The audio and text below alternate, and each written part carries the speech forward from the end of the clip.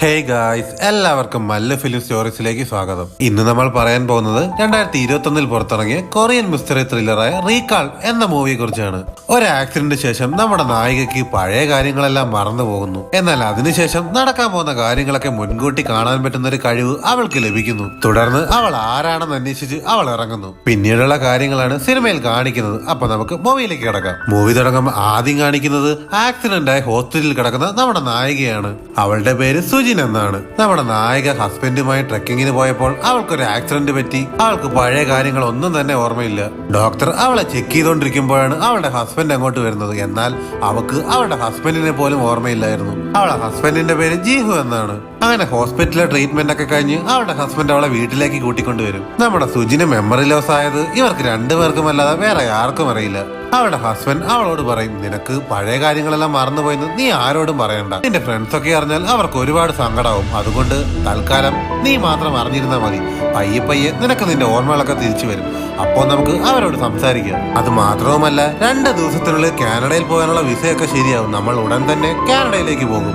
നിന്റെ കുറെ നാളുള്ള ആഗ്രഹമാണ് കാനഡയിൽ പോയി സെറ്റിൽ ആവണമെന്ന്. എന്നാൽ നമ്മുടെ നായികയ്ക്കാവട്ടെ ഇതൊന്നും ഓർമ്മയില്ലായിരുന്നു. അങ്ങനെ അടുത്ത ദിവസം ജീഹു കാനഡ എംബസിയിൽ ചെല്ലും. അവിടെയുള്ള ഓഫീസർ അവനോട് ചോദിക്കും, നിങ്ങൾ എന്തിനാ കാനഡയിലേക്ക് പോകുന്നതെന്ന്. അവൻ അതിനുള്ള മറുപടി അയാളോട് പറയും. പിന്നീട് കാണിക്കുന്നത് നമ്മുടെ നായികയായ സുജിനെയാണ്. അവൾ വീട്ടിലിരുന്ന് ആകെ ബോറടിച്ച് ഒന്ന് പുറത്തേക്ക് ഇറങ്ങാൻ വേണ്ടി ലിഫ്റ്റിലേക്ക് കയറും. അപ്പോഴാണ് ലിഫ്റ്റിലേക്ക് ഒരു കൊച്ചുകുട്ടി ഓടി വരുന്നത്. അപ്പോഴാണ് അവളുടെ മൈൻഡിലേക്ക് ഒരു വിഷ്വൽസ് വരുന്നത്. കുറച്ച് കഴിയുമ്പോൾ ആ കുട്ടിക്ക് ആക്സിഡന്റ് ആവും എന്നായിരുന്നു ആ വിഷ്വലിലുള്ളത്. എന്നാൽ അവൾക്ക് എന്താ സംഭവിക്കുന്നതെന്ന് അവൾക്ക് തന്നെ മനസ്സിലായില്ല. എന്നാൽ അവൾ അത് വലിയ കാര്യമാക്കാതെ പുറത്തേക്ക് പോകും. അപ്പോഴാണ് അവളുടെ സ്വപ്നത്തിൽ കണ്ട പോലുള്ള കാര്യങ്ങൾ അവിടെ നടക്കുന്നത്. ലിഫ്റ്റിൽ കണ്ട ആ കൊച്ചുകുട്ടി ഒരു പയ്യനെ കണ്ട് റോഡ് ക്രോസ് ചെയ്ത് അവന്റെ അടുത്തേക്ക് പോകുവാണ്. പെട്ടെന്നൊരു സൈക്കിൾ വന്ന് ആ കുട്ടിയെ ഇടിച്ചു തെറിപ്പിക്കും. അപ്പോഴാണ് ആ കുട്ടിയുടെ അടുത്തേക്ക് ഒരു ട്രക്ക് വരുന്നത്. ആ കുട്ടിയെ രക്ഷിക്കാനായി സുജിൻ അവളുടെ അടുത്തേക്ക് ഓടി ചെല്ലും. അപ്പോഴേക്കും ജീഹു ഓടി വന്ന് അവളെ രക്ഷിക്കും. താഴെ വീണ് കിടക്കുന്ന അവൾ ആ കുട്ടിക്ക് എന്ത് പറ്റിയെന്ന് അറിയാൻ വേണ്ടി തിരിഞ്ഞു നോക്കുമ്പോഴാണ് ആ കുട്ടി ആ പയ്യനുമായി നടന്നു പോകുന്നത് അവൾ കാണുന്നത്. അതിനുശേഷം വീട്ടിൽ വന്ന സുജിൻ തനിക്ക് സംഭവിച്ച കാര്യങ്ങളെല്ലാം ജീഹുവിനോട് പറയും. നടക്കാൻ പോകുന്ന കാര്യങ്ങളെല്ലാം താൻ വിഷ്വലായി കണ്ടെന്ന് പറഞ്ഞപ്പോൾ അവൻ അത് വിശ്വസിക്കില്ല. കറക്റ്റ് സമയത്ത് മരുന്ന് കഴിക്കാതെ ഇരുന്നാൽ നിനക്ക് ഇങ്ങനെയുള്ള പ്രശ്നങ്ങൾ ഉണ്ടാവുമെന്ന് ഡോക്ടർ പറഞ്ഞിട്ടുണ്ട്.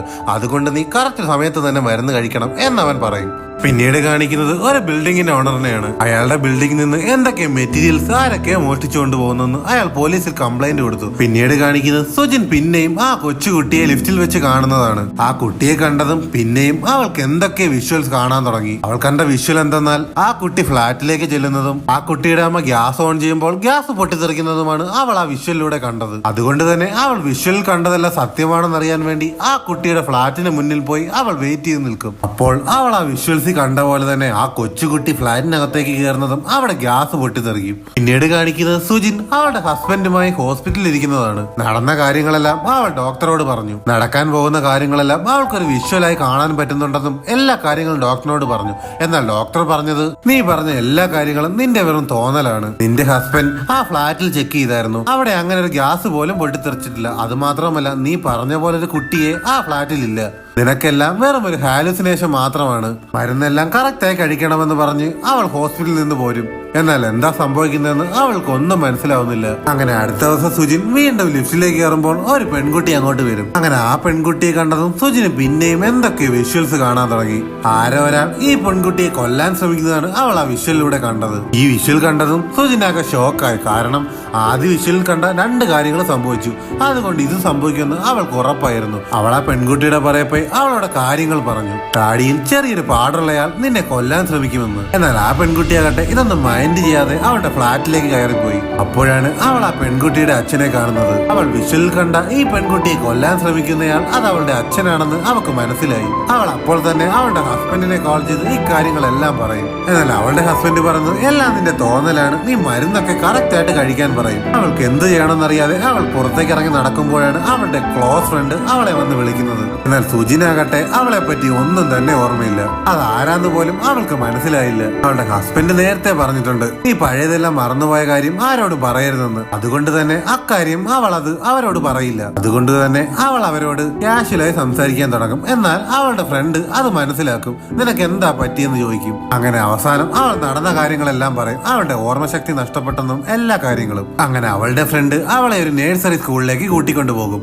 എന്നിട്ട് അവളോട് പറയും, നിനക്ക് ഇവിടെ ഒന്നും ഓർമ്മയില്ലേ, പണ്ട് നീ ഇവിടെയായിരുന്നു ജോലി ചെയ്തിരുന്നത്. നമ്മുടെ സുജിൻ ഒരു നഴ്സറി ടീച്ചർ ആയിരുന്നു. അവൾ പണ്ട് ഇവിടെയായിരുന്നു ജോലി ചെയ്തിരുന്നത്. എന്നാൽ ആക്സിഡന്റിന് ശേഷം അവൾക്ക് ഇതൊന്നും ഓർമ്മയില്ല. അങ്ങനെ അവിടെയുള്ള കാര്യങ്ങളൊക്കെ അവൾ പരിശോധിക്കുമ്പോഴാണ് അവൾക്ക് 2 കാർഡ് ലഭിക്കുന്നത്. അതിലൊന്ന് അവളുടെ പേരും മറ്റൊന്നിൽ അവളുടെ ഹസ്ബൻഡിന്റെ പേരുമായിരുന്നു. അതിൽ അവളുടെ ഹസ്ബൻഡിന്റെ പേരിലുള്ള കാർഡിൽ ഒരു കമ്പനിയുടെ പേര് എഴുതിയിരുന്നു. ആ കമ്പനി എന്താന്ന് അവൾക്ക് അറിയില്ലായിരുന്നു. അതുകൊണ്ട് തന്നെ അതിലെ അഡ്രസ്സ് വെച്ച് അവൾ ആ കമ്പനി എവിടെയെന്ന് കണ്ടുപിടിച്ച് അങ്ങോട്ടേക്ക് പോകും. അവിടെ ചെന്നപ്പോൾ അവൾ കണ്ട കാഴ്ച ആ കമ്പനി പൂട്ടിയിട്ടിരിക്കുകയാണ്. അവിടെയുള്ള സെക്യൂരിറ്റി വന്ന് അവളോട് പറയും ഈ കമ്പനിയുടെ ഓണറിന് കടം കയറി അവസാനം ഈ കമ്പനി പൂട്ടി പോയതാണെന്ന് അവളോട് പറയും. അങ്ങനെ അവൾക്ക് മനസ്സിലാവും അവളുടെ ഹസ്ബൻഡിന് കുറെ കടങ്ങളുണ്ടെന്ന്. എന്നാൽ എന്തിനായിരിക്കും എന്റെ ഹസ്ബൻഡ് ഇക്കാര്യങ്ങളൊക്കെ എന്നിൽ നിന്ന് മറച്ചു വെച്ചത് എന്നോർത്തിരിക്കും. അപ്പോഴാണ് അവളുടെ നഴ്സറി സ്കൂളിലെ പഴയ സാധനങ്ങളെല്ലാം അവളുടെ ഫ്രണ്ട് അവൾക്ക് അയച്ചു കൊടുക്കുന്നത്. അങ്ങനെ ആ ബോക്സ് തുറന്ന് അവൾ ഓരോ കാര്യങ്ങളായി നോക്കുമ്പോഴാണ് അവൾ അതിലൊരു കാര്യം കാണുന്നത്. സുജിൻ ഒരാളുമായി നല്ല ക്ലോസ് ആയി നിൽക്കുന്ന കുറെ ഫോട്ടോസ് അതിലുണ്ടായിരുന്നു. അത് ആരാണെന്ന് അവൾക്ക് അറിയില്ല. ഇയാൾ ആരാണ്, ഞാനെന്തിനാണ് ഇയാളുമായി ഇത്രയും ക്ലോസ് ആയി നിന്ന് ഫോട്ടോസ് ഒക്കെ എടുത്തത് എന്നൊക്കെ ഓർത്ത് അവൾ ആകെ ടെൻഷനാവും. അങ്ങനെ ആ സാധനങ്ങളുമെല്ലാം എടുത്ത് അവൾ ലിഫ്റ്റിൽ കയറി അവളുടെ ഫ്ലാറ്റിലേക്ക് പോകാൻ പോകുമ്പോഴാണ് ലിഫ്റ്റിലേക്ക് ഒരാൾ കൂടി കയറി വരുന്നത്. അത് ആരാണെന്ന് വെച്ചാൽ അന്നൊരു ദിവസം ഒരു പെൺകുട്ടിയെ കൊല്ലാൻ ശ്രമിക്കുന്നത് അവൾ വിഷ്വലിൽ കണ്ടില്ലേ, അയാളായിരുന്നു ഇത്. അയാൾ ആ പെൺകുട്ടിയുടെ അച്ഛനാണ്. സുജിനാണെങ്കിൽ അപ്പോൾ തന്നെ അയാളോട് പറയും ആ പെൺകുട്ടീനെ ഉപദ്രവിക്കത്, അങ്ങനെ ചെയ്താൽ ഇനി ഞാൻ പോലീസിനെ അറിയിക്കുമെന്ന് അവൾ അയാളോട് പറയും. ഇത് കേട്ടതും അയാൾ പറയും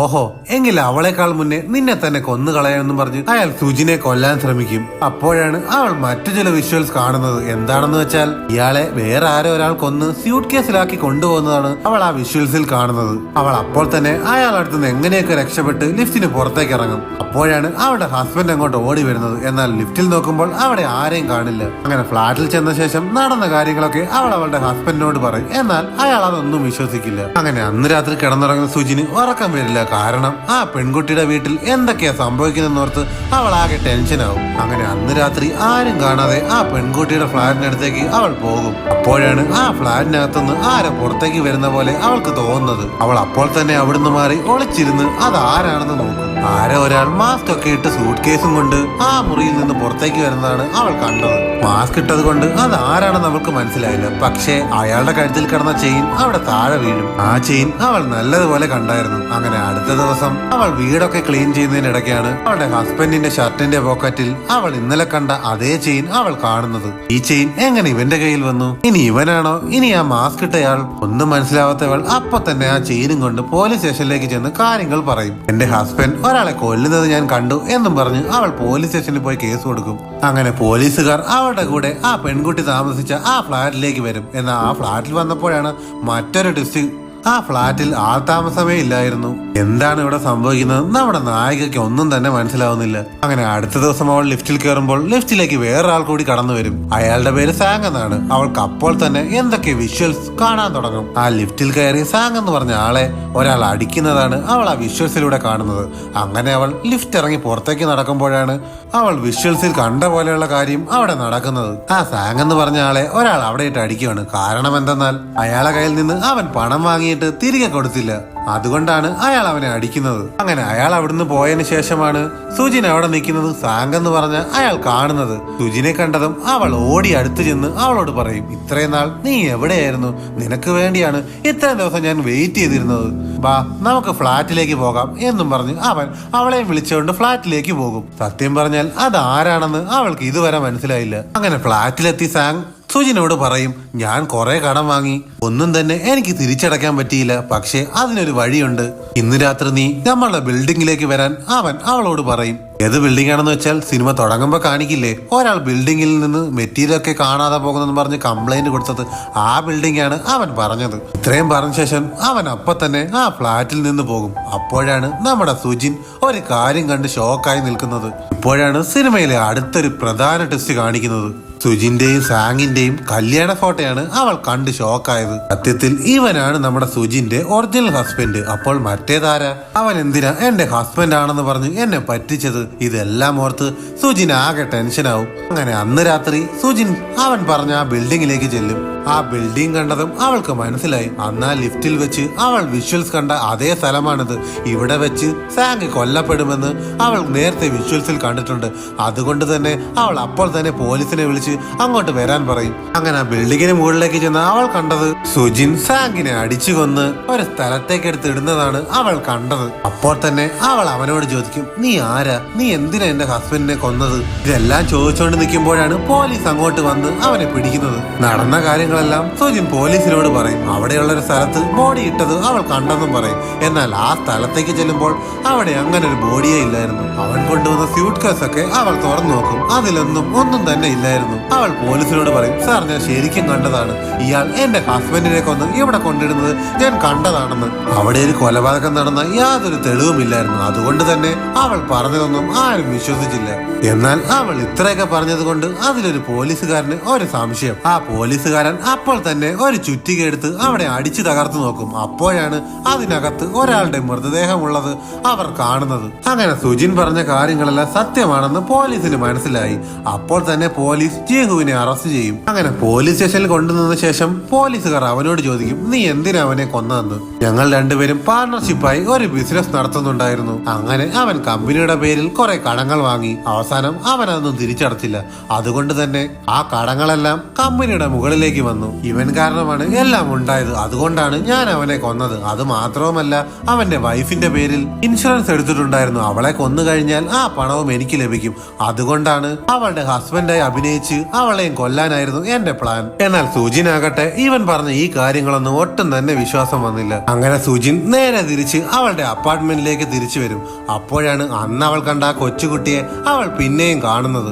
അവൾ ആ കുട്ടിയോട് സംസാരിക്കാൻ നിൽക്കുമ്പോഴാണ് പെട്ടെന്ന് ആ കുട്ടിയുടെ ചേട്ടൻ അങ്ങോട്ട് ഓടി വന്ന് അവളെ വിളിക്കുന്നത് സുജിൻ എന്ന്. ഇത് കേട്ടതും നമ്മുടെ നായിക ഷോക്കാവും. കാരണം ഈ കുട്ടിയുടെ പേരും സുജിൻ എന്നാണ്, നായികയുടെ പേരും സുജിൻ എന്നാണ്. അപ്പോൾ അവൾ ആ പയ്യന്റെ പേരെന്താണെന്ന് ചോദിക്കും. അവന്റെ പേര് ജീഹു എന്നാണ്. അപ്പോഴാണ് നമ്മുടെ നായിക പിന്നെയും ഷോക്കാവുന്നത്. അതായത് അവൾ എന്നും കാണുന്ന ഈ കൊച്ചുകുട്ടി അത് മറ്റാരുമല്ല, അത് അവൾ തന്നെയാണ്. അവളെ മറന്നുപോയ ഓർമ്മകൾ ഓരോന്നായി തിരിച്ചു വരുന്നതാണെന്ന് അവൾക്ക് മനസ്സിലായി. അപ്പോൾ അവൾ ഇത്രയും ദിവസം കണ്ട വിഷ്വൽസ് എല്ലാം അവളുടെ ജീവിതത്തിൽ നടന്ന കാര്യങ്ങളാണ് അവൾ വിഷ്വൽസ് ആയി കണ്ടുകൊണ്ടിരുന്നത്. അപ്പോൾ ആ പയ്യന്റെ പേര് ജീഹു എന്നാണ്. അപ്പോൾ അവൾക്ക് മറ്റൊരു കാര്യം മനസ്സിലായി, ജീഹു അവളുടെ ചേട്ടനാണെന്ന്. ജീഹുവിന്റെ അച്ഛനും അമ്മയും സുജിനെ ദത്തെടുത്തതാണ്. അപ്പോൾ അവളുടെ മനസ്സിലേക്ക് പിന്നെയും സംശയങ്ങൾ വന്നു തുടങ്ങി. ഇവൻ എന്റെ ചേട്ടനാണെങ്കിൽ പിന്നെ എന്തിനാണ് അവൻ എന്റെ ഹസ്ബൻഡായി അഭിനയിച്ചത്, എന്റെ ഹസ്ബൻഡിനെ കൊന്നത്? അന്നവൾ ലിഫ്റ്റിൽ വെച്ച് മറ്റൊരു പെൺകുട്ടി കണ്ടില്ലേ? അവൾ അപ്പോൾ തന്നെ ആ പെൺകുട്ടിയുടെ ഫ്ളാറ്റിലേക്ക് പോകും. അവൾ ആ ഫ്ളാറ്റിലെത്തി ഡോർ തുറക്കുന്നതും അവൾ ആ പെൺകുട്ടിയെ കാണും. ആ പെൺകുട്ടിയെ കണ്ടതും അവളുടെ യൂണിഫോമിൽ എഴുതിയിട്ടുണ്ടായിരുന്നു സുജിൻ എന്ന്. അപ്പോൾ അവൾക്ക് മനസ്സിലായി ഇതും അവൾ തന്നെയാണ്. ആ കൊച്ചുകുട്ടിയും ഈ പെൺകുട്ടിയും നമ്മുടെ നായിക തന്നെയാണ്. അവളുടെ ഓർമ്മകൾ ഓരോന്നായി തിരിച്ചു വന്നുകൊണ്ടിരിക്കുന്നതാണ് അവൾ ഇങ്ങനെ കണ്ടുകൊണ്ടിരുന്നത്. അപ്പോഴാണ് ആ ഫ്ളാറ്റിൽ കയറി അവൾക്ക് അവളുടെ പഴയ ചില ഓർമ്മകൾ ലഭിക്കുന്നത്. അന്ന് അവളുടെ വീട്ടിൽ ആ ഗ്യാസ് പൊട്ടിത്തെറിച്ചത് അവളുടെ ജീവിതത്തിൽ പണ്ട് നടന്നൊരു കാര്യമാണ്. അതുപോലെ തന്നെ ആ മറ്റേ പെൺകുട്ടിയെ അവളുടെ അച്ഛൻ ടോർച്ചർ ചെയ്യുന്നതും അവളുടെ ജീവിതത്തിൽ അവൾക്ക് തന്നെ പണ്ട് നടന്ന കാര്യമാണ്. സുജിനെ ദത്തെടുത്തത് കൊണ്ട് തന്നെ ജീഹുവിന്റെ അച്ഛന് അവളെ ഒട്ടും ഇഷ്ടമല്ലായിരുന്നു. അതുകൊണ്ട് തന്നെ എന്നും അവളെ നല്ലപോലെ ഉപദ്രവിക്കുമായിരുന്നു. ഇതറിഞ്ഞ ജീഹു സ്വന്തം അച്ഛനാണെന്ന് പോലും നോക്കാതെ അയാളെ കൊന്നു കളഞ്ഞു. അപ്പോഴാണ് അവളെ ചേട്ടൻ അവിടെയുള്ള സ്നേഹമെല്ലാം അവൾക്ക് ഓരോന്നോരോന്നായി മനസ്സിലായി തുടങ്ങിയത്. മുമ്പൊരിക്കൽ അവൾ വിഷ്വൽസിൽ കണ്ടില്ലേ, ആരോ ഒരാൾ സ്യൂട്ട് കേസിൽ എന്തോ കൊണ്ടുപോകുന്നത്? അത് മറ്റാരുമല്ല, അവളുടെ ചേട്ടൻ അവന്റെ അച്ഛനെ കൊന്ന് സ്യൂട്ട് കേസിലാക്കി കൊണ്ടുപോകുന്നതാണ് അന്ന് നമ്മൾ കണ്ടത്. തന്റെ സഹോദരിയെ സംരക്ഷിക്കാൻ വേണ്ടിയാണ് അവൻ ഇതെല്ലാം ചെയ്തു കൂട്ടിയത്. ഇതെല്ലാം കഴിഞ്ഞ ശേഷം സുജിൻ നേരെ അവളുടെ ഹസ്ബൻഡിന്റെ ഫ്ളാറ്റിലേക്ക് പോകും. അപ്പോഴാണ് മറ്റൊരു ട്വിസ്റ്റ്. മരിച്ചുപോയെന്ന് കരുതി അവളുടെ ഹസ്ബൻഡ് ആ ഫ്ളാറ്റിലേക്ക് കയറി വരും. എന്നിട്ട് ഒരു കത്തിയെടുത്ത് അവളെ കൊല്ലാൻ നോക്കും. അവന്റെ അടുത്തുനിന്ന് രക്ഷപ്പെട്ട് അവളൊരു റൂമിൽ പോയിരുന്നു. അപ്പോൾ തന്നെ പോലീസിനെ വിളിക്കും. എന്നിട്ട് പറയും അവളുടെ ഹസ്ബൻഡ് മരിച്ചിട്ടില്ല, അയാൾ ഇവിടെ തന്നെ ഉണ്ടെന്ന്. അവൾ ഈ പറയുന്ന കാര്യങ്ങളെല്ലാം അവളെ ചേട്ടനായ ജീഹു പോലീസ് സ്റ്റേഷനിൽ ഇരുന്ന് കേൾക്കുന്നുണ്ടായിരുന്നു. അപ്പോഴാണ് മറ്റൊരു പോലീസുകാരൻ ഓടി വന്ന് വേറൊരു കാര്യം അയാളോട് പറയുന്നത്. അന്ന് ആ ബിൽഡിങ്ങിൽ നിന്ന് സുജിന്റെ ഹസ്ബൻഡ് ആണെന്ന് പറഞ്ഞ് ഒരു ഡെഡ് ബോഡി നമുക്ക് ലഭിച്ചില്ലേ, അത് സുജിന്റെ ഹസ്ബൻഡ് അല്ല, അത് വേറെ ആരോ ആണ്.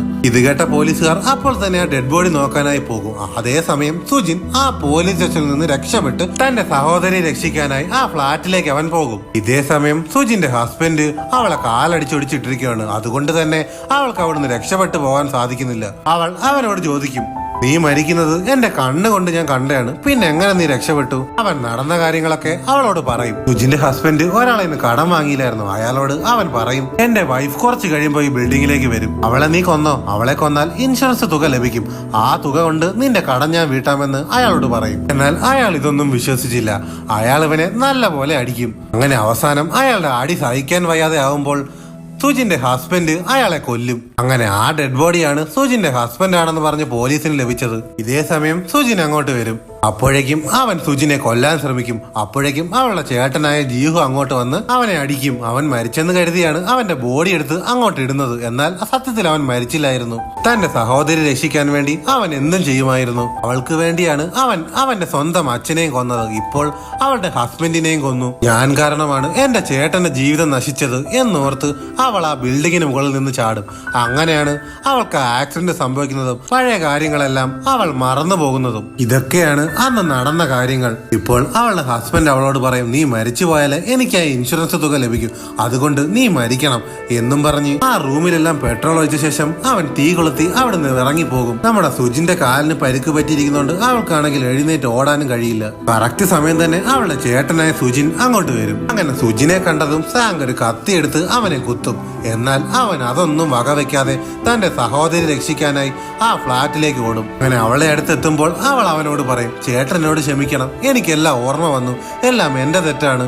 അവൾ ഇതെല്ലാം പറഞ്ഞു തീരുമ്പോഴേക്കും ആ ഫ്ലാറ്റിൽ തീ ആടി പടർന്നിരുന്നു. അവൻ അപ്പോ തന്നെ തനിക്ക് എന്തെങ്കിലും സംഭവിച്ചാലും കുഴപ്പമില്ല, തന്റെ സഹോദരി രക്ഷിക്കണമെന്ന് കരുതി അവളെ കെട്ടിപ്പിടിച്ചിരിക്കും. പിന്നീട് കാണിക്കുന്നത് സുജിൻ ഹോസ്പിറ്റലിൽ കിടക്കുന്നതാണ്. പോലീസ് അങ്ങോട്ട് വരും. എന്നിട്ട് അവളോട് പറയും, സുജിനെ രക്ഷിക്കാൻ ശ്രമിക്കുന്നതിനിടയിൽ അവളുടെ ചേട്ടൻ മരിച്ചുപോയെന്ന്.